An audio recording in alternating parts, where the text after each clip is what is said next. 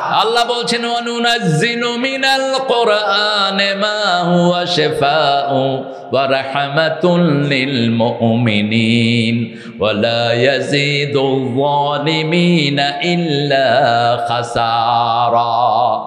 যা নাজিল করেছি কোরআনে সবটাই শিফা, একদিকে পড়বেন আরেকদিকে আপনি ভালো হয়ে যাবেন। জালেমদের জন্য এটা ক্ষতির বিষয়। কোরআন জালেমদের জন্য কোনো সময় রহমত বয়ে আনে না। জালেমদের দুনিয়াও শেষ, আখিরাতও। আর যুলমু যুলমাতুন ইয়াউমাল কিয়ামাহ, জুলুম হলো অন্ধকার। যারা পৃথিবীতে জুলুম করবে মৃত্যুর পরে তারা কিচ্ছু দেখবে না, কিয়ামতে দেখবে না, হাসরে দেখবে না, মিজানে দেখবে না, অন্ধভাবে গিয়ে জাহান্নামে পড়তে হবে। কোনো জুলুম করব না, কারো উপর যদি জুলুম করে থাকি তার থেকে মাপ চেয়ে নেব। রাসূল সাল্লাল্লাহু আলাইহি ওয়াসাল্লামের সামনে একজন কালো কৃষ্ণাঙ্গ সাহাবী আসতেন রাদিয়াল্লাহু আনহু। আরেকজন সাহাবী বললেন, হে কালো মায়ের সন্তান। কি বললেন? কে ছিলেন কালো বেশি বলেন তো? বেলাল রাদিয়াল্লাহু আনহু। তিনাকে একজন সাহাবী বললেন, এই কালো মায়ের সন্তান। উনি তো কালোই, কালোকে কালো বললে আর অসুবিধা কি? কিন্তু তিনি একটু মনে কষ্ট পেয়েছেন। রাসূল সাল্লাল্লাহু আলাইহি ওয়াসাল্লামকে বললেন, ইয়া রাসূলুল্লাহ, এই সাহাবী আমাকে কালো মায়ের সন্তান বলেছে। যখনই বিচার গেছে রাসূল সাল্লাল্লাহু আলাইহি ওয়াসাল্লাম ডাকলেন, আনতা ইমরাউন ফিকা জাহিলিয়া, তুমি এমন যুবক, তোমার ভিতরে জেহালত আছে, তুমি কেন তাকে কালো মায়ের সন্তান বললা? সে তো নিজে ইচ্ছা করে কালো হয়নি, কালো করেছেন কে? আমাদের চেহারা কারো ভালো কারো খারাপ, দেখতে একটু এদিক সেদিক, কিন্তু সবগুলো চেহারা বানিয়েছেন কে? আপনি যদি বলেন যে এর চেহারা বিশ্রী, তাহলে আপনি কাকে সমালোচনা করলেন? আল্লাহর সমালোচনা করলেন। ওই সাহাবী দেখেন বিনয় কত। সাহাবী সেজদায় গিয়েছেন, সেজদায় গিয়ে বলছেন রাসূল সাল্লাল্লাহু আলাইহি ওয়াসাল্লাম বেলালকে বলেন ওনার কালো পা দিয়ে আমার গর্দানে পাড়া দিতে। যতক্ষণ গর্দানে পাড়া দিবে না আমি মাথা উঠাবো না। আমি কেন এই অপরাধটা করেছি? আপনি কিভাবে আপনার ভাইয়ের বদনামি করেন? আপনি কিভাবে আপনার ভাইকে ছোট করেন? প্রত্যেকটি মানুষকে বড় করে দেন। আপনি যদি মুখ দিয়ে কারো উপরে জুলুম করেন, কাউকে আপনি গালি দিয়েছেন, কাউকে আপনি সমালোচনা করেছেন, কারো গীবত করেছেন, তার কাছে মাপ চান, মাফ করে দিবেন কে? যদি তাকে না পান তার জন্য আল্লাহর কাছে মাপ চান। যখনই তাকে পান আপনি তার কাছে মাপ চান। আর যদি না পান তার জন্য মাপ চেয়ে আল্লাহর কাছে আপনি দরখাস্ত করেন। পৃথিবীর যত সুন্দর নিয়ম সব এই কিতাবে আছে না নাই? গত পরশু দেখেছি চাঁদপুরের এক সরকারি কলেজের মেয়ে, চাকরিজীবী, তার আব্বাকে থাপ্পড় মারছে, বৃদ্ধ বাপের দাড়ি টানছে, থাপ্পড় মারছে, লাথিও দিয়েছে। সিসিটিভিতে, তার ঘরে আবার সিসিটিভি লাগানো আছে। এটা কোনো একজন ওখান থেকে রেকর্ড করে চাঁদপুরের এসপির কাছে পাঠিয়ে দিয়েছেন। এসপির অত্যন্ত প্রশংসা করছি আমি, তিনি অত্যন্ত দক্ষ এসপি। সাথে সাথে তিনি দুইজন পুলিশ পাঠিয়ে ওই মেয়েকে নিয়ে গেছেন থানায়। জিজ্ঞেস করার পরে মেয়ে স্বীকার করলো, ফুটেজ দেখানো হলো, বাস মেয়েকে অ্যারেস্ট করলো। এখন তিনি অ্যাকশনে যাবেন। কিন্তু বাপ এসে বলছে আমার মেয়ে কোনো অপরাধ করেনি, আমার মেয়ে আমাকে ভালোবাসে। দেখেন পিতামাতাকে কেমনে আপনি আর চোখে দেখেন। মেয়ে মেরেছে, তারপরেও পিতা মেয়ের পক্ষে কথা বলছে। এই পিতামাতার প্রতি সম্মান এই কিতাব শিখিয়েছে। আপনার সন্তান যদি কোরআন হাদিস না জানে, আপনার সন্তান কখনো আপনাকে সম্মান করবে না, ঠিক না বা ঠিক? এই জন্য আজকে আমরা ওয়াদা করব, আমরা এখানে যারা এসেছি আমাদের প্রত্যেকের সন্তানকে আমরা কোরআন হাদিস শিক্ষা দেব। রাজি আছেন তো? যদি কারা কারা হাত তুলে দেখায় দেন, আল্লাহ হাতগুলো কবুল করেন। আরো চিৎকার করে বলেন আমিন। হাতগুলো নামাই। এবার বলেন সবচেয়ে 2 নম্বরের কোন সূরাটি সবচেয়ে দামি কোরআনের? দেখেন কত দল, একজনের রহমান, একজন ইয়াসিন, আর একজন ইখলাস। আরে ওটা তো আয়াত, বলছি সূরা। আহা, ঝর্ণায় ডুবে থেকে কি জানি পাইল না নুড়ি। কি পাইল না? পানি পাইল না নুড়ি। সূরা ইখলাস। সূরা ফাতিহা কোরআনের অর্ধেক, ইখলাস হলো কোরআনের 1/3 অংশ। আল্লাহর একাত্মবাদ, তাওহীদ, যারা তৌহিদ মানে তাদের সব ঠিক, জান্নাত ঠিক, দুনিয়া ঠিক, আখিরাতেও ঠিক আল্লাহর পরিচয় ছোট্ট একটা সূরাতে আল্লাহ দিয়েছেন। কেউ যদি বলে what's the definition of your আল্লাহ, তোমাদের আল্লাহর সংজ্ঞা কি, বলবেন চারটা জিনিস। কয়টা? কয়টা? কুল হুয়াল্লাহু আহাদ, বলো আল্লাহ একক, আল্লাহুস সামাদ, মুখাপেক্ষীহীন, তিনি এত উপরে, তার উপরে আর কেউ নাই, তিনি কিছুই খান না, সবাইকে তিনি খাওয়ান, আমাদের সব প্রয়োজন তার কাছে, তিনার কাউকে কোনো প্রয়োজন। লাম ইয়ালিদ ওয়া লাম ইউলাদ, কারো থেকে তিনি জন্ম নেন নাই, কাউকে তিনি জন্ম দেনও নাই। ওয়া লাম ইয়াকুন লাহু কুফুয়ান, আকাশে জমিনে তার সমকক্ষ আর কেউ হতে পারে না। কি চমৎকার সংজ্ঞা, চারটা গুণ। কয়টা? আবার রাসূল সাল্লাল্লাহু আলাইহি ওয়াসাল্লামের নাম কোরআনে এসেছে কয়বার? কথা বলেন। 4 বার এসেছে। সূরা মুহাম্মদে এসেছে, সূরা আল ইমরানে এসেছে, সূরা আহজাবে এসেছে, আর এসেছে সূরা আল ইমরানে। 4 বার আল্লাহ মুহাম্মদ, তাও ইয়া মুহাম্মদ বলে একবারও সম্বোধন করেন নেই। আয়াতের ভিতরে সম্বোধন করেছেন মা কানা মুহাম্মাদুন আবা আহাদিম মির রিজালিকুম ওয়ালাকিন রাসূলুল্লাহি ওয়া খাতামান নাবিয়্যিন ওয়া কানা আল্লাহু বিকুল্লি শাইইন আলিমা। রাসূল সাল্লাল্লাহু আলাইহি ওয়াসাল্লাম কোন পুরুষের, স্বাবলম্বী পুরুষের পিতা ছিলেন না। রিজাল বললেন, সিবিয়ান বললেন না। রাসূলের 3টা ছোট্ট বাচ্চা হয়েছে, শিশুকালেই দুনিয়া থেকে আল্লাহ বিদায় করে দিয়েছেন। কেন বিদায় করে দিয়েছেন? এই জন্য প্রত্যেক বড় বড় নবীর সন্তান নবী হয়েছে, ঠিক কি না? ইব্রাহিম আলাইহিস সালামের সন্তান নবী আছেন না নাই? কয়জন? কয়জন? মোট সন্তান ছিল কয়জন ওনার? হায় হায়, কয়জন? 12 জন। হ্যাঁ ঠিক আছে, কয়জন? 12 জন। এর মধ্যে নবী হলেন কয়জন? 2 জন। একজন মা হাজেরার ঘরে, আরেকজন কার ঘরে? সারার ঘরে।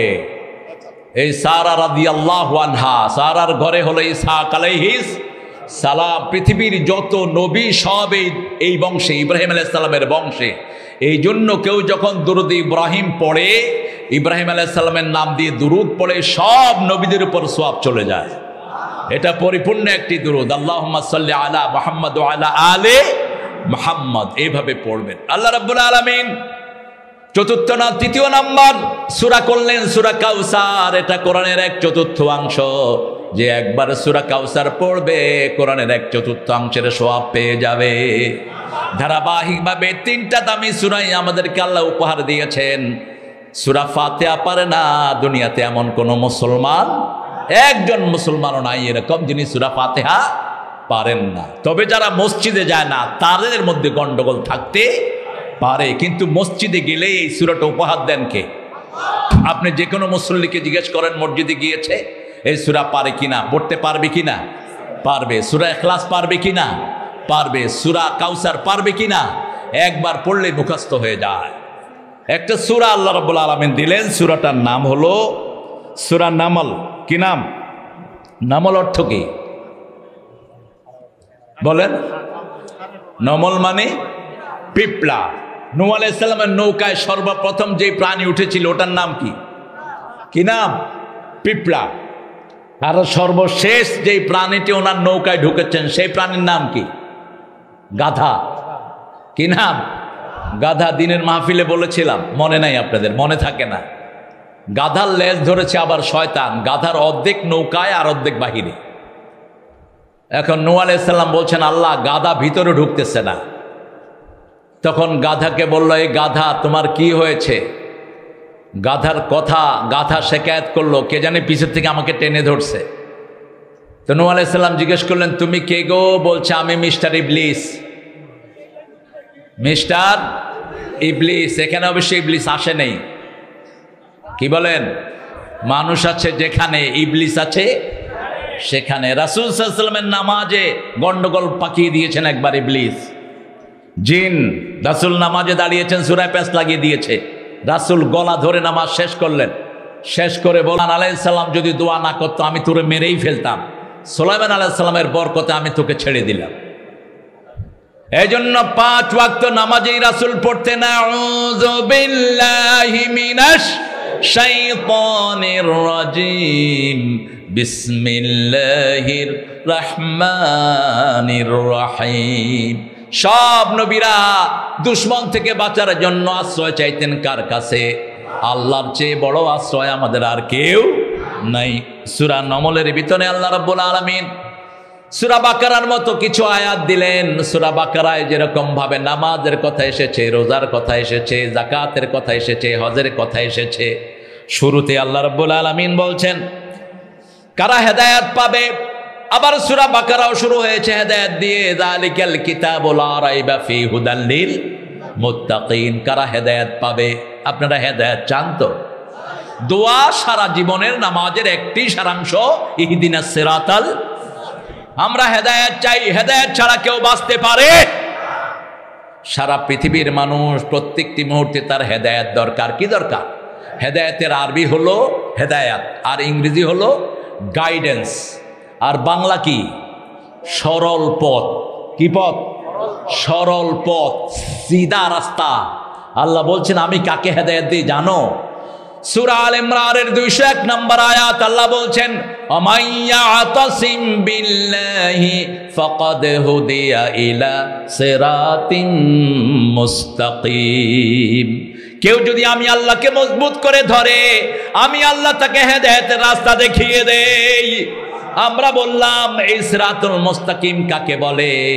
আল্লাহ সূরা ইয়াসিনের ভিতরে বললেন মুহাম্মদ সাল্লাল্লাহু আলাইহি ওয়াসাল্লামের আরেক নাম হলো সিরাতাল মুস্তাকিম। ইয়াসিন পড়েন, ইয়াসিন ওয়াল কুরআনিল হাকিম ইন্নাকা লামিনাল মুরসালিন আলা সিরাতিম মুস্তাকিম।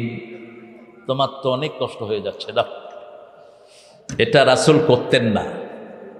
এটা হিন্দু, তারপরে আমাদের খ্রিস্টান, এই জাতীয় কিছু জমিদাররা, কিছু মুসলমান জমিদারও আরেকজনকে খাটায়, নিজে উপকার নেয়। এই ছেলেটার বাতাস খাওয়ার দরকার আছে না নাই? তো ও যে আমাকে বাতাস করে ঘামাচ্ছ, ওরে বাতাস করবে কি?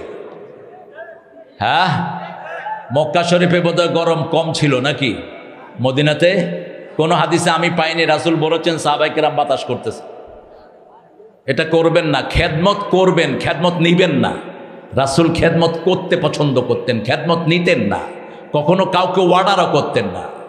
আনাস রাদিয়াল্লাহু বলছেন আমাকে একবার ডাকলেন, আমি রাসূলের কাছে গেলাম, তিনি একটা কাজের কথা বলেন, আমি ভুলে গেলাম।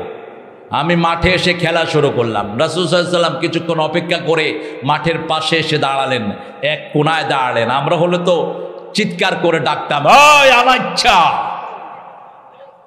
মেজাজ খারাপ হলে না বিগড়ে না? আপনারা ভালো মানুষ, উত্তরবঙ্গের লোকেরা খুবই সুন্দর মার্জিত, আপনারা করেন না। আমাদের ওদিকে নাম বিগড়ায়, এই মালিক, এই মালিকটা কিচ্ছু বললেন না, মাঠের কোনায় দাঁড়ানো। আনাস রাদিয়াল্লাহু আনহু রাসূলের দিকে তাকাতেই মনে পড়ল কথাটি, আস্তে করে এসে পেটের কাছে দাঁড়ালেন। রাসূল তার মুখের দিকে তাকিয়ে মুস্কি হেসে দিলেন, মাথায় হাত বুলিয়ে বললেন, আনাস তোমাকে যেই কাজের কথা বলেছিলাম আমি সেটা নিজেই করে ফেলেছি, তুমি তোমার খেলা শেষ করে নাও। কি সুন্দর ব্যবহার! আর আমাদের স্কুলগুলোতে বাচ্চাদেরকে বেধড়ক পিটায় আছে না নাই? মাদ্রাসার হুজুরটা তো আর বললাম না, মাদ্রাসার হুজুরটা পিটায় না? কি বলেন? কথা কয় না কেন? আপনাদের এই ঠাকুরগাঁয়ে এনজিওর এক কর্মী প্রাইমারি স্কুলের বাচ্চার কান কামড়িয়ে ছেড়ে ফেলেছে। এই জাতীয় যারা মানুষ খেকো মানুষ, এদেরকে প্রতিষ্ঠানে রাখা উচিত না। প্রতিষ্ঠানের টিচার হবে শান্ত ঠান্ডা মেজাজের, উগ্রতা নিয়ে বাচ্চাকে পড়ানো যায় না। এই জন্য টিচার ট্রেনিং যে সমস্ত টিচারের নাই, এরা কখনো বাচ্চাকে পড়ানো উচিত না। আপনারা হেফজখানায় টিচার রাখবেন যারা বাচ্চাদের প্রতি সহনশীল। তবে আমাদের অধিকাংশ হাফেজরাই সহনশীল, আলহামদুলিল্লাহ বলেন। দুই একজন পড়ে মাশাআল্লাহ, বাচ্চাকে এমন পিটায় নিজের লুঙ্গিও থাকে না। খুশি হয়েছে কি? লুঙ্গি খুললেও তো লম্বা পাঞ্জাবি আছে, আপনাদের তো সাথে এত ছোট, লুঙ্গি খুললে জীবন শেষ। পাঞ্জাবি লম্বা পরবেন, সব সাহাবীরা লম্বা পড়তেন, নবীরা সব কি পড়তেন? লম্বা পড়তেন। আবু হুরায়রা, আবু বকর সিদ্দিক তাদের পাঞ্জাবি ছিল ওনার কাফনের কাপড়। এতটুক রাখবেন যাতে আপনার কাফন হয়ে যায়। কারণ আপনি কোথায় মারা যাবেন এটা আপনি কখনো বলতে পারেন। মাযা তাদরি নাফসুন বিআইয়ি আরদিন তামুত, সূরা লোকমানের শেষ আয়াত। আল্লাহ বলছেন 5টা বিষয়ের জ্ঞান কোনো মানুষকে আমি দেই নেই। কখন কি খাবে, মাযা তাকসিবু গাদা, কে জানেন? আল্লাহ জানেন। কোথায় আপনি মরবেন কে জানেন? কিয়ামত কখন হবে কে জানেন? মায়ের পেটে কি আছে কে জানেন? কখন বৃষ্টি হবে কে জানেন? আবহাওয়া অফিস বলে খুব বৃষ্টি হবে, পরের দিন ঠাডা ভাঙা রোদ। এরকম হয় না? হয় না? হয়। সব কিছুর একমাত্র জ্ঞান কার কাছে? তবে গায়েব কিছু আমাদের দেশের কিছু হুজুররা জানেন, পীর সাহেবেরা কিছু গায়েব জানেন, আছে না?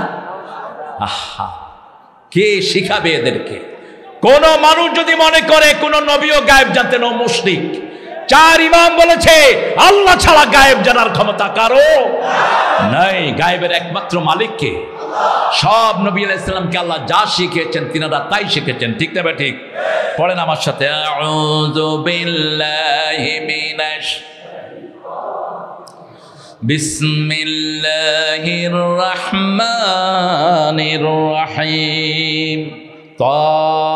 তাসিন তিলকা আয়াতুল কুরআনি ওয়া কিতাবিম মুবিন হুদাও ওয়া বুশরা লিল মুমিনিন আল্লাযীনা ইউকিমুনাস সালাতা ওয়া ইউতুনাজ যাকাতা ওয়া হুম বিল আখিরাতি হুম ইউকিনুন। আল্লাহু আকবার।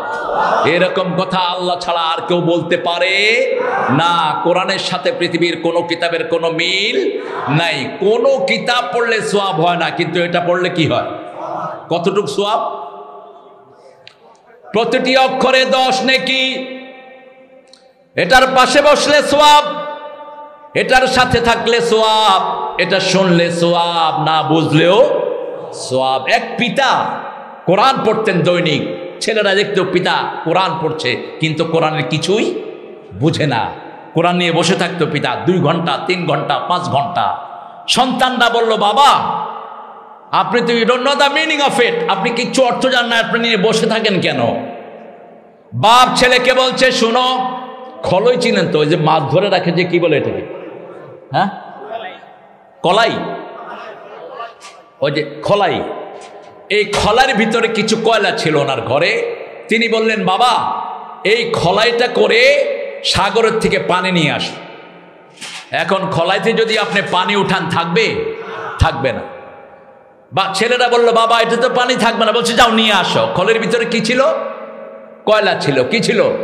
কয়লা ছিল। 1 দিন গেল, 2 দিন গেল, 3 দিন গেল। যখনই পানিতে চুবায় কয়লা কমে না বাড়ে? কয়লা কমে। 3 দিন পরে পিতার কাছে যখন সন্তান আসলো, বলল, বাবা তুমি এখানে একটা ভুল কাজ করলা। বাবা এবার উত্তর দিচ্ছে, শোনো বাবা, খলের ভিতরে কি ছিল? বলছে কয়লা ছিল। তোমরা যে খলি দিয়ে পানি আনতে গিয়েছো, পানি আসে নাই, কিন্তু খলি পরিষ্কার হয়ে গেছে। আমি কোরআন বুঝি না, কিন্তু কোরআনের থাকার কারণে আমার ভিতরও পরিষ্কার, বাহিরও পরিষ্কার। কোরআন এমন নেয়ামত, যে তার কাছে যায় তাকে বরকত দিয়ে ধন্য করে দেয়। বাংলাদেশে যখন 19 সালে 2019-এ করোনা শুরু হয়, এই করোনা থেকে আমরা নিষ্কৃতি পেয়েছি প্রথম ধাপে এই কোরআনের মাধ্যমে। সরকার প্রথম হেফজখানাগুলি খুলে দিয়েছেন, মনে আছে কিনা আপনাদের? বলছে সব হেফজখানাগুলো খোলা। ছোট ছোট মাসুম বাচ্চারা রাত 3টা থেকে উঠে কোরআন শরীফ পড়া শুরু করে, কারণ কোরআন শরীফ মুখস্থ হওয়ার ওটাই হলো শ্রেষ্ঠ সময়। সেই সময় আরশ, আল্লাহ রাব্বুল আলামিন আরশ থেকে প্রথম আকাশে নেমে আসেন আর বলতে থাকেন, আলা বিন মুস্তাগফিরিন ফাগফির আলা, আলা মিন মুস্তারজিকিন ফারজুকা। কে আছো রিজিকের কমতি আছে, তাকে রিজিক দিয়ে দেব। কে আছো গুনাহ করেছো, মাফ চাও, সব গুনাহ মাফ করে দেব। এই শিশুরা এই সময় কোরআন পড়া শুরু করলো। সারা দেশ থেকে করোনা বিদায় হওয়া শুরু হলো। পরবর্তী পর্যায়ে ভ্যাকসিন আসলো, আমাদের দেশ করোনা মুক্ত হয়ে গেল। এত কম ক্যাজুয়ালিটি দুনিয়ার কোনো দেশে হয়নি। আলহামদুলিল্লাহ বলবেন না? আমাদের দেশে মারাত্মক অবস্থা হতে পারত, যতটা থিকলি পপুলেটেড, দেখেন এত অল্প জায়গার ভিতরে কত হাজার হাজার মানুষ আপনারা হাজির হয়েছেন, কিন্তু সেই অনুপাতে আমাদেরকে হেফাজত করে দিয়েছেন কে? সে আল্লাহ বলছেন তাসিন, এই শব্দগুলো আল্লাহ ছাড়া এটার অর্থ আর কেউ জানে না। তিলকা আয়াতুল কিতাব, তিলকা আয়াতুল কোরআন, এগুলো হলো কোরআনের আয়াত। তিলকা বললেন কেন? এই কিতাবটা আমরা যেটা দেখছি এটা হলো কাগজের কিতাব, কিন্তু আসল কিতাবটা কোথায় আছে? লৌহে মাহফুজে। আসল কিতাবটা আল্লাহ প্রত্যেক মুসলমানের স্মরণ শক্তিকে লৌহ মাহফুজের মতো সংরক্ষণ করেছেন। এমন জায়গায় কোরআন থাকে পৃথিবীর সব মেশিনে আপনার সারা শরীরের সব সমস্যা আসবে, কিন্তু একটা কোরআনে এত ধরা পড়বে না। কিভাবে সংরক্ষণ করেছেন? আবার আল্লাহ বলছেন এইভাবেই সংরক্ষণ নয়, আমার কিতাব যারা সংরক্ষণ করবে আমি আল্লাহ কিয়ামত পর্যন্ত তাদেরকে সংরক্ষণ করে দেব। ইন্না নাহনু নাযালনাল যিকরা ওয়া ইন্না লাহু লাহাফিজুন। আমি জিকির নাজিল করেছি, এই জিকির তোমরা পড়বা, ব্যবসায় পড়বা, বাণিজ্যে পড়বা, ঘরে পড়বা, বাহিরে পড়বা, যখনই তোমাদের কিছুর দরকার তখনই এই কোরআন পড়বা। তাহলে এই কোরআন তোমাদেরকে হেফাজত করে দিবেন। হেফাজতের দায়িত্ব নিয়েছেন কে? আল্লাহ। এটার দুটি পরিচয় দিচ্ছেন, কিতাবুম মুবিন, এটা হলো কিতাব। কিতাব মানে কি? কিতাব মানে কি বলেন তো? বই। কিতাব মানে বই। আমরা যেখানে যা কিছু করি সব কিতাব। যেমন সিনেমা হলে ছেলেরা যে সিনেমা দেখতো আগে, এখন আপনারা দেখেন না, এখন তো হাতে হাতেই সিনেমা আছে, আল্লাহর রহমত। হাতে হাতে আছে না? নাউজুবিল্লাহ করলেন কেন? মোবাইলের ভিতরে কি আছে? ফেসবুক দেখে যারা ঘুমান অধিকাংশ ইমান হারা হয়ে ঘুমানোর সম্ভাবনা, কারণ ফেসবুকে অল্প জিনিস ছাড়া অধিকাংশ খারাপ জিনিস, ঠিক কিনা? টিকটকের ভিতরে এত নষ্ট জিনিস যেগুলো দেখলে শয়তানেরও মাথা খারাপ হয়ে যায়, যে আমি তো এত বড় শয়তান হতে পারিনি, এগুলো যত বড় জঘন্য শয়তান হয়েছে। ফেসবুক আপনারা মোবাইল হাতের ভিতরে রাখছেন, এটাও একটা বই। প্রত্যেকটি মুহূর্তে আমরা যেই কাজগুলো করি এটা কি বই? আল্লাহ রাব্বুল আলামিন বলছেন কিয়ামতের ময়দানে যার ডান হাতে আমি বই দিয়ে দেব তাকে আমি আল্লাহ বিনা হিসাবে মাফ করে দেব। আম্মা মান উতিয়া কিতাবাহু বিয়ামিনিহি ফাসাউফা ইউহাসাবু হিসাবান ইয়াসীরা ওয়া ইয়ানকালিবু ইলা আহলিহি মাসরুরা। কার কথা? যাকে আমি ডান হাতে আমলনামা দিয়ে দেব, বিনা হিসাবে আমি তাকে জান্নাত দিয়ে দেব। রাসূল সাল্লাল্লাহু আলাইহি ওয়াসাল্লাম এখান থেকে আয়াত নিয়ে দোয়া করতেন, পড়েন আল্লাহুম্মা হাসিবনি হিসাবান ইয়াসীরা। এটাকে ব্যাখ্যা করলেন আমাদের জাতীয় কবি, চিনেন তো? কি নাম? রোজ হাসরে আল্লাহ আমার করোনা বিচার, আল্লাহ করোনা বিচার, বিচার চাহে না তব দয়া চাহে গুনাহগার, আল্লাহ করোনা বিচার। বিচার যদি করবে কেন রহমান নাম নিলে, ও নামের গুণে তরিয়ে যাব, কেন এ ধ্যান দিলে।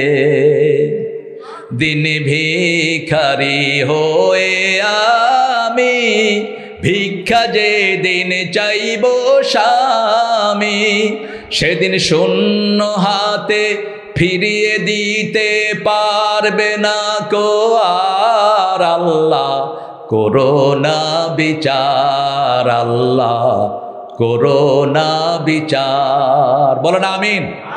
সবচেয়ে বেশি দোয়া করবেন সেজদায়। কখন? সেজদায়। আকরাবুল আবদু ইনদা রাব্বিহি হুয়া সাজিদ। মুসলিম শরীফের বর্ণনা, বান্দা যখন সেজদায় যায় আল্লাহর মধ্যে তার মধ্যে কোনো পর্দা থাকে না, সবচেয়ে বেশি আল্লাহর নিকটে চলে যায়। রাসূল সাল্লাল্লাহু আলাইহি ওয়াসাল্লাম বলছেন ফাকসিরুদ দুআ, এই সেজদায় তোমরা বেশি করে দোয়া করো। মা আয়েশা বলছেন রাসূল সাল্লাল্লাহু আলাইহি ওয়াসাল্লাম কখনো কখনো এত লম্বা সেজদা দিতেন, জানান্তু কাবেদাত রূহা, আমি ধারণা করতাম তিনি সেজদায় মারা গিয়েছেন। আমি তার পায়ের আঙ্গুলে চিমটি খেতাম, তিনি পা নাড়াতেন, তখন আমার মনে হতো রাসূল সাল্লাল্লাহু আলাইহি ওয়াসাল্লাম এখনো দুনিয়ায় জীবিত। তিনি একবার সেজদায় গিয়ে কাঁদছেন আর বলছেন আল্লাহুম্মা হাসিবনি হিসাবান ইয়াসীরা। মা আয়েশা রাদিয়াল্লাহু আনহা শুনে বললেন, ইয়া রাসূলুল্লাহ গুফিরা লাকা মা তাকাদ্দামা মিন যামবিকা ওয়া মা তাআখার, আপনার আগের পরের সব গুনাহ আল্লাহ মাফ করে দিয়েছেন। সূরা ফাতিরের শুরুতে আল্লাহ সেই সুসংবাদ রাসূলকে দিয়েছেন। কেন আপনি এত কষ্ট করে করে আপনি সেজদায় থাকতে থাকতে আপনার চোখ ফুলে যায়, চোখের পানিতে দাড়ি মোবারক ভিজে যায়, দাঁড়িয়ে থাকতে থাকতে পায়ের গোড়ালি ফুলে যায়, কেন এত কষ্ট করে করে আপনি আল্লাহর কাছে মাপ চান? তিনি মুস্কি হেসে বলছেন, আয়েশা রে, আমি কি আল্লাহর কৃতজ্ঞ গোলাম হব না? কৃতজ্ঞতা প্রকাশের জন্য এইভাবে আমি আল্লাহর কাছে মাপ চাই। বলছে আপনার তো সব গুনাহ মাপ। রাসূল সাল্লাল্লাহু আলাইহি ওয়াসাল্লাম বলছেন আল্লাহ আমাকে মাফ করে দিয়েছেন, সেটা আমি জানি। আল্লাহ যেন কিয়ামতের ময়দানে বিনা হিসাবে আমার উম্মতকেও মাফ করে দেন, সেই জন্যই আমি দোয়া করতে থাকি। জিবরাইল আমিন আলাইহিস সালাম আসলেন রাসূলের ওফাতের সময়। মা আয়েশা সিদ্দিকার বাইনা জহরিহি ওয়া হিজরি, এখানে রাসূলের মাথাটা শোয়া। রাসূল সাল্লাল্লাহু আলাইহি ওয়াসাল্লাম অসম্ভব জ্বরে ভুগছেন, প্রচন্ড জ্বর। মা ফাতেমা রাসূল সাল্লাল্লাহু আলাইহি ওয়াসাল্লামের মাথার পাশে। হঠাৎ করে একটা অপরিচিত লোক আসলো, রাসূলের সাথে দেখা করতে চাইলো সাল্লাল্লাহু। মা ফাতেমা বললেন, আপনি আব্বাকে ডিস্টার্ব করুন, আপনার কষ্ট হচ্ছে। রাসূল সাল্লাল্লাহু আলাইহি ওয়াসাল্লাম জিজ্ঞেস করলেন, ফাতেমা কাকে সরিয়ে দিয়েছো? বলছে লোকটাকে আমি চিনি না, আমি লোকটাকে চিনি না। বলছে তুমি দেখো তিনি আগে কখনো এসছেন কিনা। কয় না, আগে কখনো ওনাকে দেখি নেই। রাসূল সাল্লাল্লাহু আলাইহি ওয়াসাল্লাম বুঝলেন, বলছে ওনার সাথে আর কেউ আছে নাকি? কয় না। তিনি খুঁজতে লাগলেন জিবরাইল আমিন আলাইহিস সালামকে। আকাশে তিনি অপেক্ষায় আছেন। তিনি জবাব দিয়েছেন, ইয়া রাসূলুল্লাহ, আপনার শিয়র গিয়েছে মালাকাল মউত।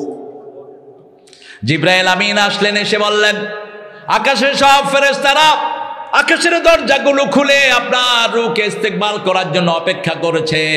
স্বয়ং আল্লাহ রাব্বুল আলামিন আপনার অপেক্ষায় আছেন। রাসূল সাল্লাল্লাহু আলাইহি ওয়াসাল্লাম ওনার জন্য বলা হলো, জান্নাতের সবগুলো দুয়ার আপনার জন্য খুলে দেওয়া হয়েছে। চলে যাবেন কেন? হ্যাঁ, এই দেখি মাদ্রাসার ইয়া কই, দেখি চেয়ারম্যান কি দিবে, ঘোষণা নেন। হ্যাঁ, আমি থাকলে আমার মেহমানরাও থাকবে, কি বলেন? আমি এত দূর থেকে এসে, অবশ্যই একটা ভ্যালিড কারণ আছে, মায়ের খেদমত করে, আল্লাহ কবুল করুক আমার ভাইটাকে। বলছে মা অপেক্ষা করছে, যেন আমি কোনো কথা বলতে পারছি না, কারণ মায়ের খেদমত করে ওয়াজ করুনি। রাসূলের শুধু দোয়াই পান নাই, রাসূল জামা মোবারক ওনাকে উপহার দিয়ে গেছেন। আর ওমর ফারুকের মতো জান্নাতি সাহাবীকে বলছেন, এই জামা ওয়াজ করুনিকে দিয়ে তুমি দোয়া চেয়ে নিও ওয়াজ করুনির কাছে। আল্লাহ আমার ভাইকে সেরকম কবুল করুক। চেয়ারম্যান সাহেব, চেয়ারম্যান, হ্যাঁ আলহামদুলিল্লাহ, ঠিক আছে, আপনার আম্মাকে আমার সালাম দিবেন। আমরা একটু পরে যাই, কি বলেন, কালেকশনের জন্য নাকি নাকি এখনো শুরু হবে? হ্যাঁ, আপনার ঠিক আছেন তো? সারা রাত থাকবেন তো ইনশাআল্লাহ? আচ্ছা, আপনার সারা রাত থাকেন, আমি একটু পরে চলে যাবো। এত রাত্রে করলেন কেন? জিবরাইল আমিন যখন বললেন রাসূল সাল্লাল্লাহু আলাইহি ওয়াসাল্লামকে, আপনার জন্য জান্নাতের সবগুলো দরজা খোলা, রাসূল সাল্লাল্লাহু আলাইহি ওয়াসাল্লামের মুখ খুশি হয়নি। জিবরাইল আমিন আলাইহিস সালাম বললেন, ইয়া রাসূলুল্লাহ, আপনি খুশি হতে পারেন না। তিনি শুধু একটা কথা বললেন, আমার উম্মতের কি অবস্থা হবে। সুবহানাল্লাহ বলতে ইচ্ছা করেন, আমার উম্মতের কি অবস্থা হবে? রাসূলের উম্মত হতে রাজি আছেন তো? রাজি আছেন তো মুসলমান? হাত তুলে দেখায় দাও।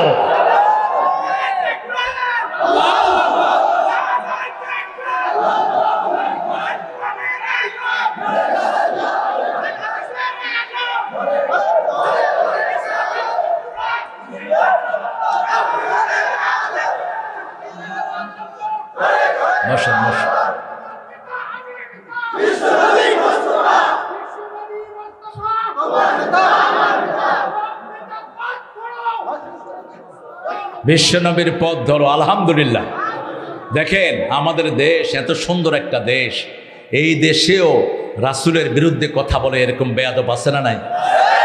ও যেটা কথা বলছে ইদানিং কালে, ও যেন বাংলাদেশে ঢুকতে না পারে। তুমি মনে রাখো, বাংলাদেশে তসলিমা নাসরিন জীবনেও ঢুকতে পারবে না। দাউদ হায়দারের মতো বেয়াদবের জায়গা বাংলাদেশে হয় নাই। রাসূলের বিরুদ্ধে যারা এই কথা বলবে, বাংলাদেশের মাটি তাদের জন্য হারাম করে দেওয়া হবে। আমরা রাসূলের উম্মত হয়ে বাঁচতে রাজি আছি তো? 5 ওয়াক্ত নামাজ। আমার উম্মতের অবস্থা কি? জিবরাইল আমিন আলাইহিস সালাম বললেন, আল্লাহ রাব্বুল আলামিন ওয়াদা দিয়েছেন আপনার উম্মতদেরকে সবার আগে জান্নাত দিয়ে দিবে। আপনার কোন উম্মতকে জান্নাত ছাড়া আল্লাহ রাখবেন? রাসূলের উম্মত হতে হবে। রাসূলের উম্মত যারা হবে তাদের কথা আল্লাহ সূরা ফাতিরের শেষ আয়াতে বলছেন, যারা রাসূলের সাথে থাকতে চায় 3টা কাজ করবে। কয়টা?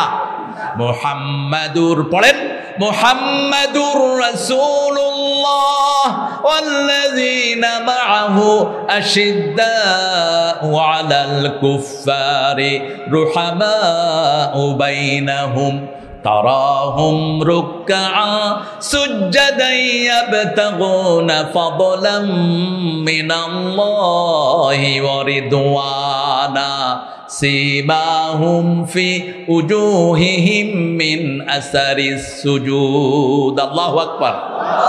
আপনাদের ঘুম আসতেছে না? একটু জোরে বলেন আল্লাহু আকবার।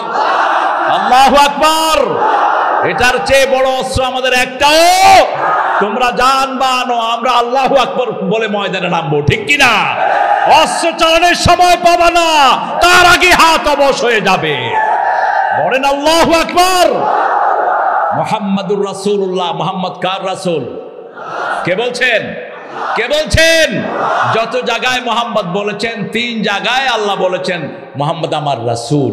এক জায়গায় বলেছেন আমিনু বিমা নুজিলা আলা মুহাম্মদ, মুহাম্মদের উপর যা নাজিল করেছি সবটার উপরে ঈমান আনো। সুবহানাল্লাহ। সূরা মুহাম্মদ এটা বললেন। আর 3 জায়গায় বললেন মুহাম্মাদুর রাসূলুল্লাহ, মা কানা মুহাম্মাদুন আবা আহাদিম মির রিজালিকুম ওয়ালাকিন রাসূলুল্লাহ ওয়া খাতামান নাবিয়্যিন। আবার বলেছেন সূরা আল ইমরানে, ওমা মুহাম্মদ ইল্লা রাসূল কদ খালাত মিন ক্বাবলিহি রসুল। মোহাম্মদ ছিলেন রসুলদের অন্তর্ভুক্ত। কেন রাসূলকে বারবার রসুল বলে সার্টিফিকেট দিচ্ছেন? কারণ ইহুদিরা বলল মুহাম্মদ সাল্লাল্লাহু আলাইহি ওয়াসাল্লাম রাসূল ছিলেন না। নাউজুবিল্লাহ বলেন। ইহুদিরা প্রচার করছে, ইহুদিদের ভাঙন শুরু হয়েছে। মুসলমান ইসরায়েলিতে ঢুকে পড়েছে, যে কোনো সময় এই ইসরায়েল মুসলমানদের হাতে আসবে। রাসূলের ভবিষ্যৎবাণী, কিচ্ছু করতে পারবা না। সারা পৃথিবীর সবচেয়ে সুরক্ষিত দেশ তোমরা বানিয়েছো, কিন্তু মুসলমানদেরকে সুরক্ষা করেন আল্লাহ। যখন তারা ওই যে গ্রেনেড হামলা করলো, দেখতেই পারলো না তাদের এই সুরক্ষা, কোন রাডারে ধরা পড়লো না। 20 মিনিটে মুসলমান 7000 ক্ষেপণাস্ত্র ফেলেছে ইসরায়েলের ভিতরে। ক্যাজুয়ালিটির সংখ্যা মাত্র 600। কিন্তু ইহুদিরা স্বীকার করে না, ইহুদিরা মিথ্যু। যে যার হুকুমে মুসলমানদের উপর আক্রমণ হতো, মুসলমানরা ভিতরে ঢুকে ওই জানোয়ারটাকে ধরে গাজায় নিয়ে আসছে। দেখলাম তার হাতে বিভিন্ন রকমের অস্ত্র দিয়ে তাকে শাসানো হচ্ছে, তাকে শায়েস্তা করা হচ্ছে। মুসলমান যখনই আল্লাহর উপরে তাওয়াক্কুল করে বের হয়, মুসলমানদের রাস্তা সুগম করে দেন কে? আরো জোরে বলেন। গতকালকে উচ্চ আওয়াজে বাইতুল মুকাদ্দাসে মুসলমান আযান দিয়েছে, আলহামদুলিল্লাহ। অচিরে এই মুসলমানদের সুদিন আসছে। আফগানিস্তান টাকা পয়সার দিক থেকে অগ্রসর হয়ে গেছে, যুদ্ধ বিধ্বস্ত দেশ। আগে 120 আফগানি হলে $1 পাওয়া যেত। অল্প দিনের ইসলামী আইনের ভিতরে এখন 76 আফগানি টাকা দিলেই $1 পাওয়া যায়। পৃথিবীর সব টাকাদের মধ্যে আফগানিস্তান এখন 3 নম্বরে চলে এসেছে। এত তাড়াতাড়ি তাদের ডেভেলপমেন্ট হয়েছে। তাদেরকে জিজ্ঞেস করা হলো, how did you develop your economy? তোমরা তোমাদের এই অর্থনীতিকে কিভাবে ডেভেলপ করলা? তারা বলল, আমরা চুরি বন্ধ করে দিয়েছি, দেশ থেকে কোনো টাকা বাহিরে যায় না, প্লাস ইন্টারনেটে কোনো ভুয়া ব্যবসা আমরা করতে দেই না। এই 2টা বন্ধ করার কারণেই তাদের প্রবৃদ্ধি বেড়ে গেছে। আমাদের দেশে যদি এই 2টা করা হয়, আমাদের দেশ পৃথিবীর শ্রেষ্ঠ মানিতে পরিণত হবে। আমাদের দেশ শেষ করেছে চোরগুলো, ডাকাতগুলো, ঠিক কিনা? আমাদের দেশ সোনার দেশ। কি হয়েছে? 2 লাখ টাকা। মাশাআল্লাহ, আলহামদুলিল্লাহ বলেন। আমাদের উপজেলা চেয়ারম্যান, আল্লাহ তাকে বরকত দান করুন। কত দিলে আপনারা খুশি হন বলেন তো? হ্যাঁ, আপনাদের লোকেরা কত ভালো, কত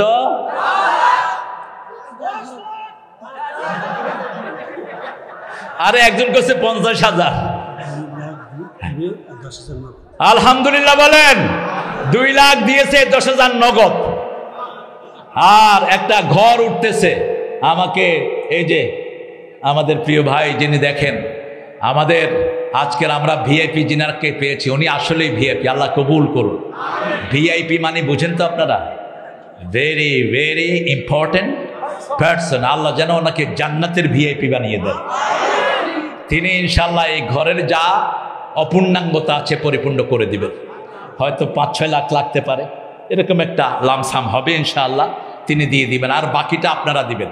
আপনারা যত ভাই বোনেরা এসেছেন 10 টাকা করে দিলেও এই মাদ্রাসার আগামী 5 বছরে খাওয়া হয়ে যাবে। দিবেন তো? কত? আচ্ছা, একটা বিড়ি কত? বিড়ি ওই যে যেটার পিছনে কি জানি লাগানো থাকে, ফিল্টার, এই ফিল্টার বিড়ি খায় রিক্সাওয়ালা ভাই। হ্যাঁ না, কিরে কয় স্যার কষ্ট তো করি, একটু ফিল্টার না খেলে মন ভরে না।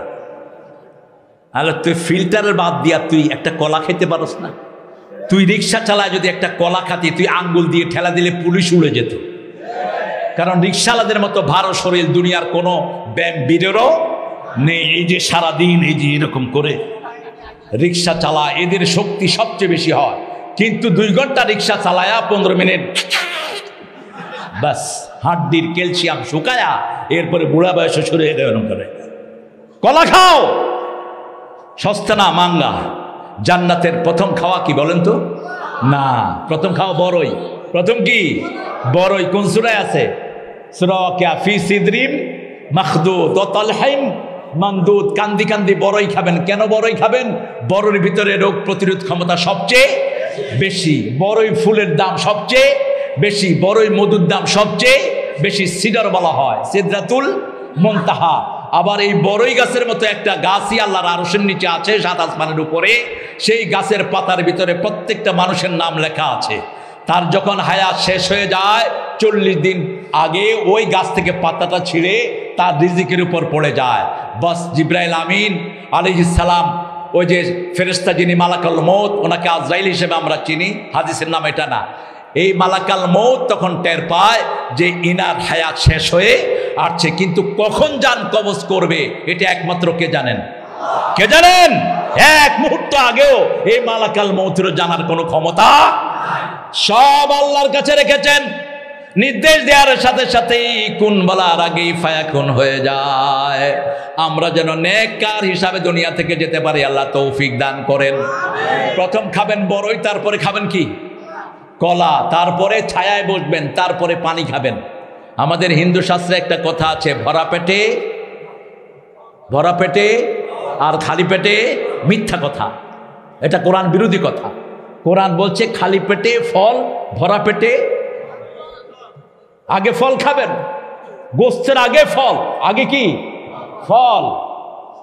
ফাকিহাতিম মিম্মা ইয়াতাখায়্যারুন ওয়া লাহমি তায়রিম মিম্মা ইয়াশতাহুন ওয়া হুরুন আইন কামসানিল লুলুইল মাকনুন জাযাআম বিমা কানু ইয়ামালুন।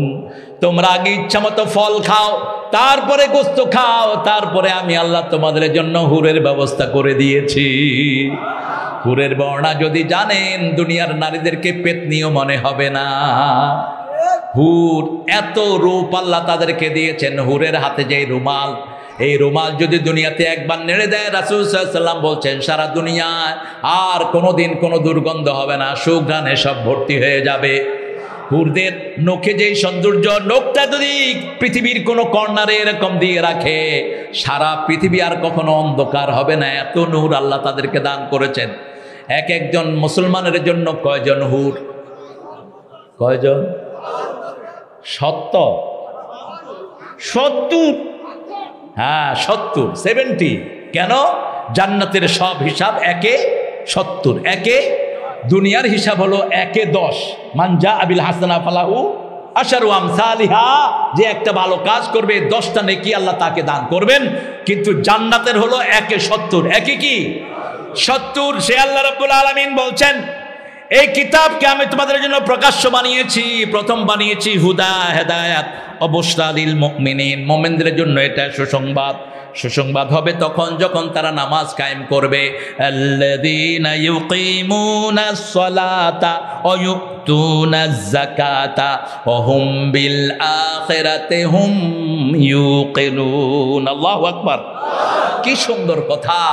একই কথা বললেন সূরা বাকারার শুরুতে, আল্লাযীনা ইউমিনুনা বিল গায়বি ওয়া ইউকিমুনাস সালাতা ওয়া মিম্মা রাযাকনাহুম ইউনফিকুন ওয়াল্লাযীনা ইউমিনুনা বিমা উনজিলা ইলাইকা ওয়া মা উনজিলা মিন ক্বাবলিক ওয়া বিল আখিরাতি হুম ইউকিনুন। আল্লাহু আকবার। আখিরাতের প্রতি ইয়াকিন রাখবেন। ইয়াকিন কাকে বলে? আইনুল ইয়াকিন, ইলমুল ইয়াকিন, হাক্কুল ইয়াকিন, তিনটা ধাপ আছে ইয়াকিনের। সূরা তাকাসুরের ভিতরে আল্লাহ দুটির কথা বলেছেন, সুম্মা লাতারাউন্নাহা আইনাল সুম্মা লাতুসআলুন্না ইয়াওমাইদিন আনিন নাঈম। সব নেয়ামত সম্পর্কে প্রশ্ন করবেন কে? যেমন আমাদের দেশে পানি, আপনাদের এখানের পানিগুলো যে কি সুন্দর পানি। আমি ওনার ওই যে ইটের ভাটাতে, কিসের ভাটা, যত মাদ্রাসায় ইট লাগবে সব এখান থেকে নেবে, অভাব হবে না। দানে কখনো কমে না, দানে কি হয়, বাড়ে। আল্লাহ বলছেন কামাসালে হাব্বাতিন আম্বাতাস সাবআ সানাবিল, সূরা বাকারা। দানটা হলো এরকম, যেমন ধানের একটা গাছ রুকলে 7টা ডালা বের হয়, প্রত্যেকটা ডালাতে 100টা করে দানা হয়, তাহলে 7 দানা থেকে 1 দানা থেকে কয়শো দানা হলো? 700 দানা হলো।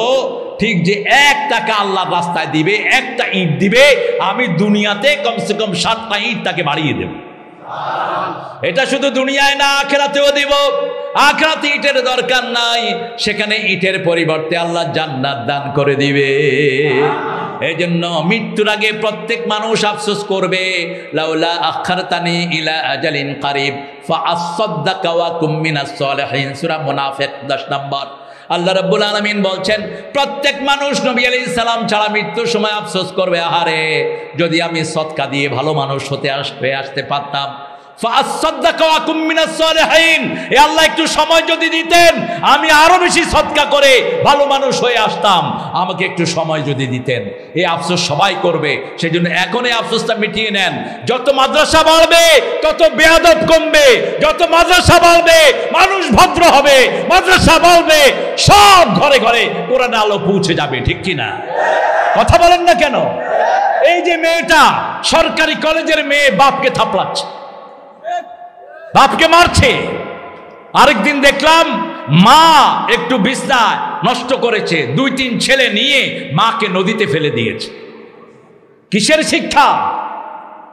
কোন শিক্ষা এখন স্কুল কলেজে পিতামাতার আদবের জন্য দেওয়া হয় না। ঠিক না বা ঠিক? কথা বলেন না কেন? ক্লাস 5 এর ছেলেরা এখন বিড়ি খাচ্ছে, ক্লাস 6 এর পোলাপান বিড়ি খাচ্ছে, রাস্তায় হেঁটে হেঁটে আজে বাজে কাজ করছে। শাসন করার কোনো সিস্টেম। গত পরশুদিন এক ছেলে নকল করতেছে পরীক্ষার হলে বসে, টিচার তার 5 মিনিটের জন্য খাতা নিয়ে এসেছেন, ছেলে উঠে এসে টিচারে 2 চোয়াল মেরেছে। এখনো সাবধান হন। প্রশাসনকে বলবো এ সমস্ত ছেলেকে স্থায়ীভাবে জেলখানায় ঢুকিয়ে দাও, শিক্ষা ব্যবস্থার ভিতরে কোরআন ঢুকাও, তা না হলে তুমিও শেষ, তোমার পরিবারও শেষ। ঠিক না ঠিক? একটা মাদ্রাসার প্রথম শিক্ষাই হলো আদব। আপনি যে কোনো মাদ্রাসা ভিজিট করেন, উচ্ছৃঙ্খল কোনো ছেলে পাবেন না। ছেলেরা এসেই প্রথম বলে আসসালামু আলাইকুম, কথা কন না কেন? এরপরে দাঁড়িয়ে থাকে উস্তাদ, যেটা বলে সেটা শুনে। উস্তাদ যদি বলে তুমি দেরি করে আসলা কেন, নিচের দিকে তাকিয়ে বলে হুজুর আমার আব্বা অসুস্থ, এই জন্য দেরি হয়ে গেছে। হুজুর মুস্কি হেসে বলেন আল্লাহ তোমার আব্বাকে শাফা দান করুক, ঠিক আছে তুমি পড়তে যাও। আছে না নাই? আর স্কুলে স্যার দাঁড়ানো, ছেলে ঢুকতেছে, স্যারও সালাম নাই, ছেলেরও। ইভেন কি পতাকা যখন উঠে তখনও কোনো সালাম, পতাকা উঠানোর সময় হেই হেই হেই।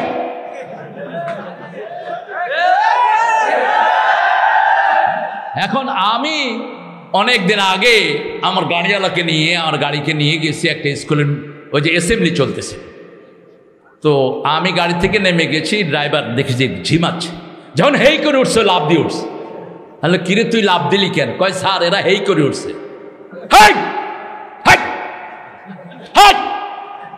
কিসে পতাকা কি ভেসকি দিয়েছেন আপনি? পতাকা কি নিয়ম? আপনি সালাম দেন। 85 লক্ষ শিশু প্রত্যেক সকালে স্কুলে যায়। 85 লক্ষ ছেলে যদি সালাম দেয়, 85 লক্ষ সালামে সারা বাংলাদেশের অশান্তি দূর হয়ে যাবে।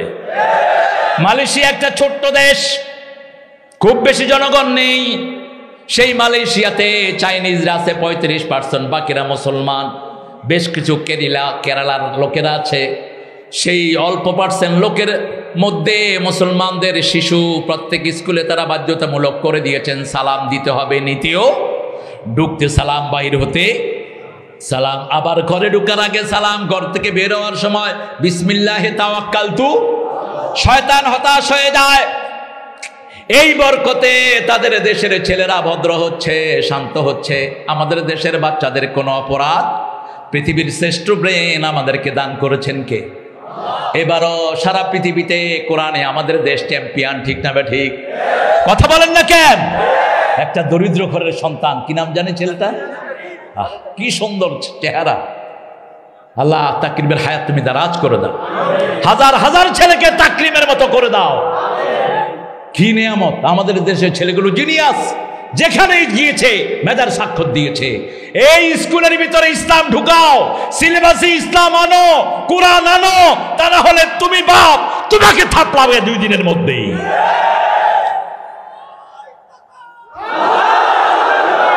ঐশীর নাম শুনছেন না? কি করছে? মা বাপকেও মারছে, মাকেও। কিসের জন্য?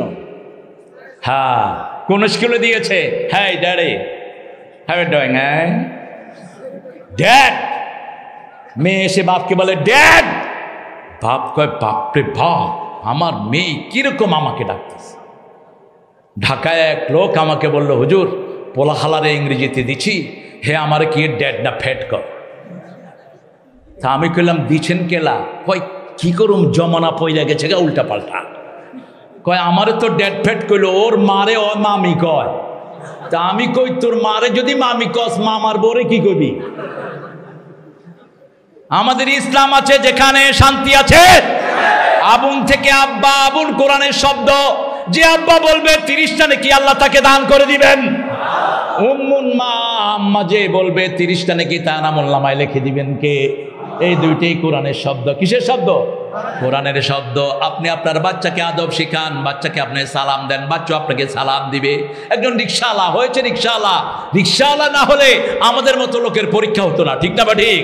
আল্লাহ সম্পদ দিও দেখেন, নিও দেখেন, এমন কোন পয়সাওয়ালা পাবেন না যার পুরা 14 গোষ্ঠী পয়সাওয়ালা। সিরাজউদ্দৌলা নবাবের লোকেরা এখন কাপড় দিয়ে জীবিকা নির্বাহ করে। আবার আমাদের দেশে বসুন্ধরার যিনি মালিক, তিনার আব্বা অত্যন্ত দরিদ্র মানুষ ছিলেন, ঠিক না? বা ঠিক? এইভাবেই আল্লাহ ঘুরায় একটা সার্কেলকে। আপনি রিকশাওয়ালা, যখন রিকশায় আপনি উঠছেন, আপনার ছেলেকে আপনি শিক্ষা দেন, বাবা তুমি ওকে সালাম দাও। রিকশাওয়ালার দোয়া আছে না নাই? নামাজি রিকশাওয়ালা আছে না নাই? এরা আল্লাহর ওলি। আমি দেখেছি একজন লোক সব লোকের কাছে দোয়া চাইতেন, তিনার ছেলেটা এখন শ্রেষ্ঠ হাফেজ হয়েছেন। এই তাকরিমের আব্বারও একই অবস্থা ছিল। যাকেই পেতেন তার কাছে বলতেন আমার ছেলেটার জন্য আপনি একটু দোয়া করেন। আপনি দেখবেন এই তাকরিমও আপনার সংস্পর্শে আসলে কি চায়? কি চায়? এর আগে চ্যাম্পিয়ন হয়েছে নাজমুল সাকিব, দেখা হয়েছে, জড়িয়ে ধরেছে, জড়িয়ে ধরে বলছে ওস্তাদজি আপনি আমার জন্য দোয়া করবেন।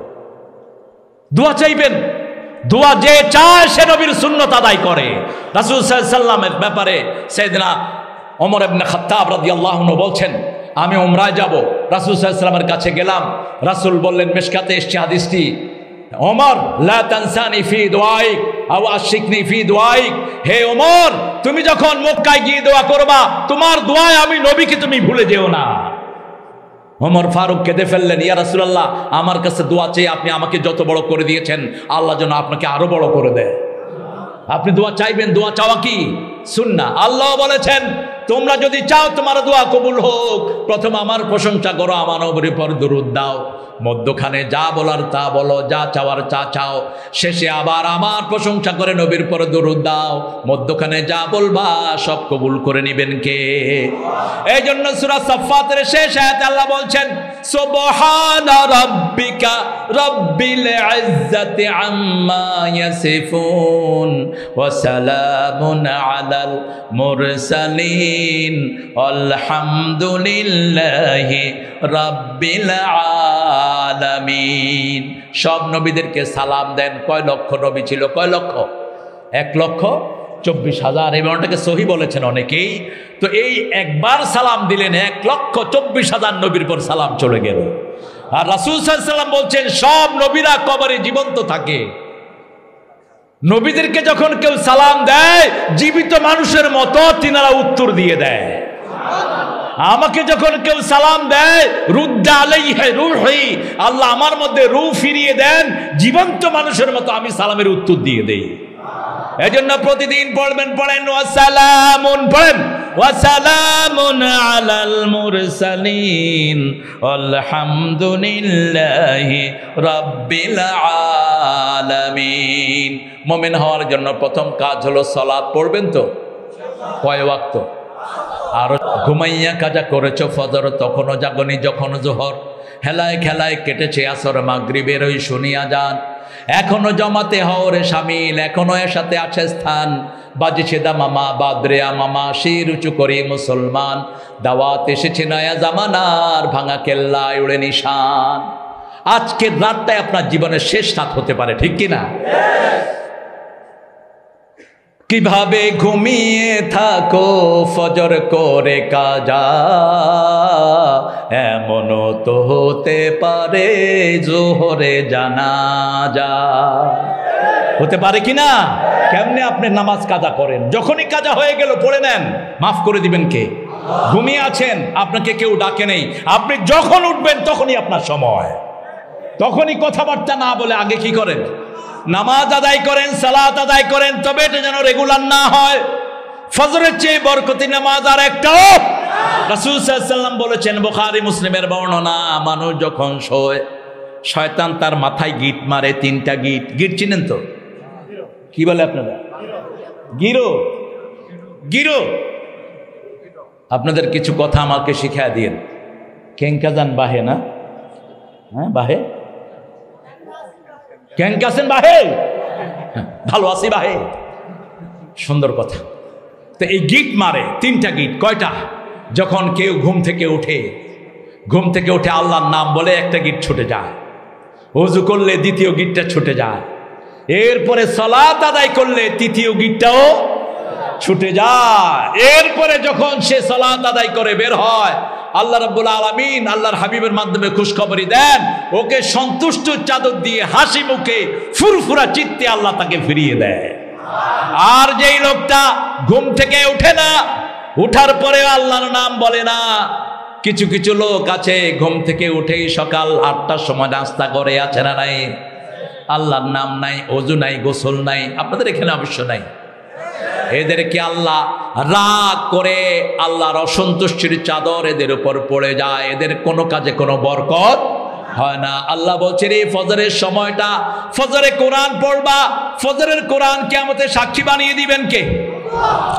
আকিমিস সালাতা লিদুলুকিশ শামসি ইলা গাসাকিল লাইলি ওয়া কুরআনাল ফাজর ইন্না কুরআনাল ফাজরি কানা মাশহুদা।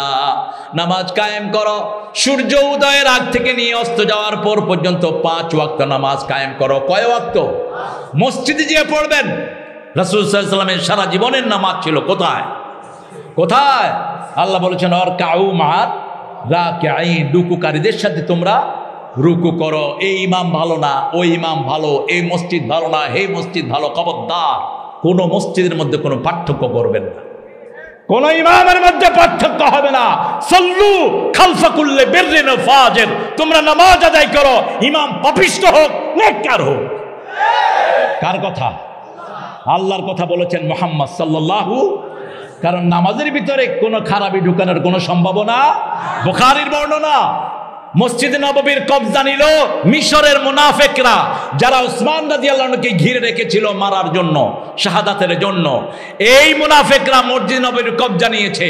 লোকেরা জিজ্ঞেস করলো আমিরুল মুমিনিন উসমান রাদিয়াল্লাহু আনহুকে, হে উসমান রাদিয়াল্লাহু আনহু, আমরা কি এদের পিছনে নামাজ পড়বো নাকি? তিনি বললেন, নামাজ পড়বা, কিন্তু বাহিরে আসলে তাদের কথা মানবা, কারণ নামাজের ভিতরে কিছু ঢুকানোর সাহস কারোই। নামাজ যা চাই পড়তে হবে, এই জন্য কোন ইমামকে আপনি বাদ দিবেন না। যখনই দেখবেন জামাত, সেখানে ঢুকে পড়েন, ঠিক না বা ঠিক? সেখানে নামাজ আদায় করে নেন। নরমালি নামাজ পড়লে 10 গুণ, আর যদি লোকাল কোনো জামাতে পড়েন 47 গুণ। কয় গুণ? 27 গুণ অথবা 47 গুণ। আর যদি জামে মসজিদে পড়েন 500 গুণ বাড়ায় দিবেন। সুবহানাল্লাহ। 1 রাকাত পড়বেন, 500 রাকাতের সওয়াব দিবেন কে? কি বরকতি! আল্লাহ চাচ্ছেন আল্লাহর গোলামদেরকে জান্নাতের দিকে নিয়ে আসতে। আল্লাহ আমাদেরকে 5 ওয়াক্ত নামাজ আদায় করার তৌফিক দান করেন। পড়বেন তো? বিবিকে নিয়ে পড়বেন, ঠিক আছে তো? আজকে গিয়ে আগে মারবেন বিবিকে, ঠিক আছে না? মারার অনুমতি পেয়েছেন কোথায়? খবরদার বিবির গায়ে যেন কেউ হাত না তোলেন। খবরদার, হাত তুলছো দুনিয়াও শেষ, আখেরাতও। কে দিয়েছে তোমাকে অথরিটি? মা আয়েশা সিদ্দিকা রাদিয়াল্লাহু আনহা বলছেন, কোনোদিন রাগ করে বিবির সাথে কথাও বলেন নেই, রাহমাতাল লিল। মা সাফিয়া বলছেন, রাসূল আমাদেরকে এতটা ভালোবাসতেন, আমাদের যখন মন খারাপ হতো, আমরা কাঁদলে আমাদের চোখের পানি মাটিতে পড়ার আগে রাসূলের হাতে পড়তো। আমাকে একদিন আমাদের একজন বোন উম্মে সালমা বলেন, আমি ইহুদির মেয়ে, আমি কাঁদছিলাম, কাঁদার পানি মাটিতে না পড়তে আমি দেখি একটা হাত, তাকিয়ে দেখে রাহমাতাল লিল আলামিন। তিনি আমার চোখের পানি মুছে দিয়ে বলছেন, কেন কাঁদছো? তিনি বললেন, উম্মে সালমা আমাকে বলেছেন আমি নাকি ইহুদির মেয়ে, আমাকে ওই ইহুদির দালাল বলা হয়েছে। কিছু কিছু হুজুর বলছে জাকির নায়েকও নাকি ইহুদির দালাল। আর ওই বেটা ইহুদির দালাল হয়ে তো হাজার হাজার লোককে কালেমা পড়াইছে, ঠিক কিনা? তুমি কোন ঘোড়ার ডিম করছো? শুধু সমালোচনা, মূর্খ, শুধু সমালোচনা। খবরদার গীবত করবি না। গীবত করলে দুনিয়াও শেষ, আখেরাতও শেষ। আর ফেসবুকে লিখে দিলে তো বাস চলতেই আছে, যত মানুষ পড়বে সব গুনাহ আপনার আমলনামায় উঠবে। আল্লাহ বুঝার তৌফিক দান করুন। ওরা চিৎকার করে বলেন আমিন। রাসূল বললেন, সাফিয়া তুমি ইহুদির মেয়ে না, তুমি মূসা আলাইহিস সালামের গোষ্ঠীর লোক। সুবহানাল্লাহ বলবেন না? তুমি নবীর বংশের মানুষ। সুবহানাল্লাহ বলেন। মা সাফিয়ার চেহারা আনন্দে উদ্বেলিত হয়ে গেল। আপনি আপনার বিবিকে আনন্দ চিত্ত করেন। রাসূল সাল্লাল্লাহু আলাইহি ওয়াসাল্লাম মা আয়েশার সাথে চাঁদনি রাতে দৌড় দিতেন, মরুভূমিতে দৌড় দিতেন। এখন আমি যদি বলে দৌড়াই, মানুষে কি বলে তারেক মনোর মাথা পাগল হয়ে গেছে। হাদিস তো পড়ে না। রাসূল সাল্লাল্লাহু আলাইহি ওয়াসাল্লামের বিবি ছিলেন মাত্র 9 বছর বয়স তখন, যখন রাসূলের ঘরে আসেন। আজকের মেডিকেল সায়েন্স বলছে একটা মেয়ে 9 বছর বয়সে বালেগা হয়।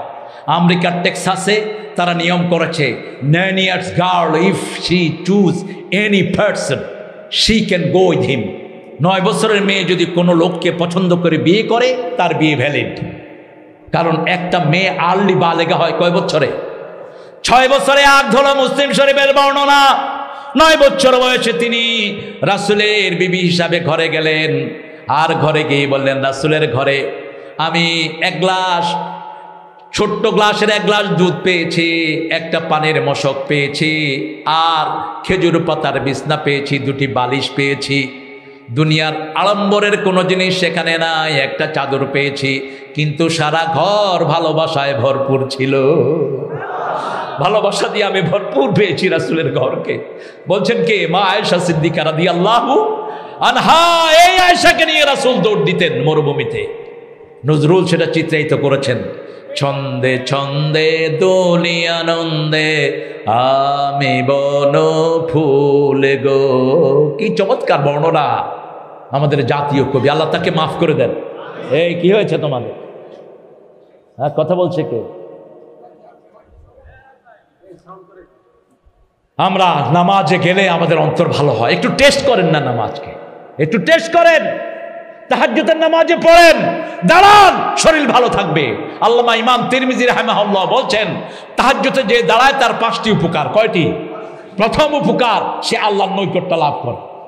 দ্বিতীয় উপকার, সব নবীদের অভ্যাস রাতে দাঁড়ানো, নবীদের অভ্যাসে সে তার অভ্যাসটা গড়ে নিতে পারে। সুবহানাল্লাহ। তৃতীয় গুণ, যা শুনবেন, যা বলবেন শুনবেন কে? চতুর্থ গুণ, তার শরীরটা ভালো রাখবেন কে? পঞ্চম গুণ, আল্লাহ তাকে রহমত দিয়ে ধন্য করে দিবেন। আর কি চান আপনি? আপনি দাঁড়ান।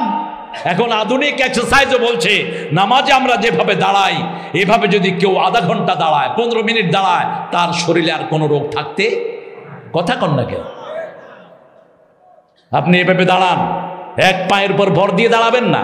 আবু হুরায়রা রাদিয়াল্লাহু আনহু বলছেন, যারা এক পায়ে ভর দিয়ে দাঁড়ায় তাদের গলায় শয়তান গামছা লাগায়। শয়তান কি লাগায়? দুই পায়ে একসাথে দাঁড়াবেন। আবার একজনের ঠেলাঠেলিও করেন না।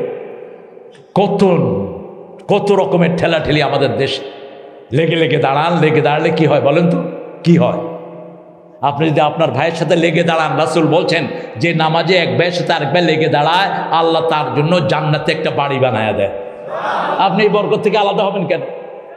হ্যাঁ, সবচেয়ে লম্বা নামাজ পড়েছেন ইমাম আবু হানিফা রাহিমাহুল্লাহ। সব সহিহ হাদিসের আমল ছিল তার মধ্যে। তিনি বলতেন, ইজা সহাল হাদিস ফাহুয়া মাযহাবি। সহিহ হাদিস যেখানে আবু হানিফা, সেখানে আমার হাদিসের বিপরীতে, কথার বিপরীতে যদি কোনো হাদিস পাও, আমার কথাটাকে ওয়ালের উপর দিয়ে ছুঁড়ে মেরে দাও।